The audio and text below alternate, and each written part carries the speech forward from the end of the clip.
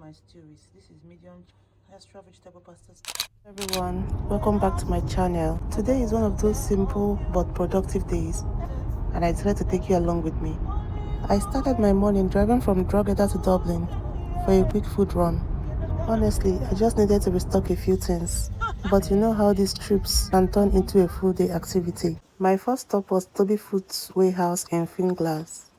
I like going there because you can usually find good deals, especially on African food items. I grabbed a tin of Cerelac, picked up some fresh mackerel fish and a bottle of granite. Yeah. Yeah, bye.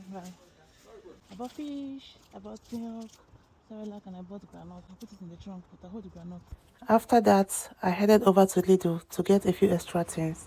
Nothing too serious, just some pastries, chocolates, cookies, and brioche bread. I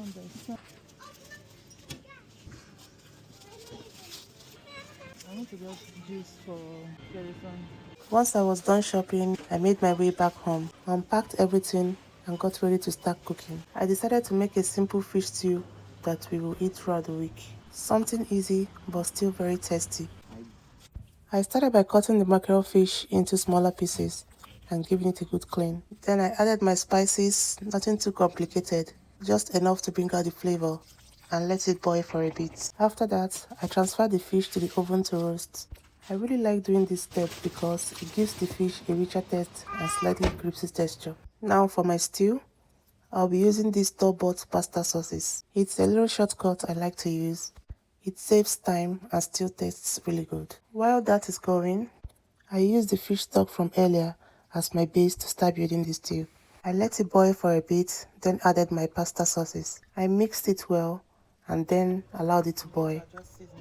Added a hot habanero pepper I roasted earlier. This is also a game changer because it helps intensify the flavor of the stew. Next, I added some frozen spinach just to bring in a bit of color and extra nutrients. Once everything was coming together, I added the roasted fish back into the sauce pot and let it simmer for a few more minutes so all the flavors could blend properly. And honestly, at this point, the kitchen was already smelling amazing. When it was ready, I turned off the cooker and let it cool slightly before moving on to the next step. To make my life easier for the week, I portioned it into smaller containers. This way, I don't have to worry about cooking every single day.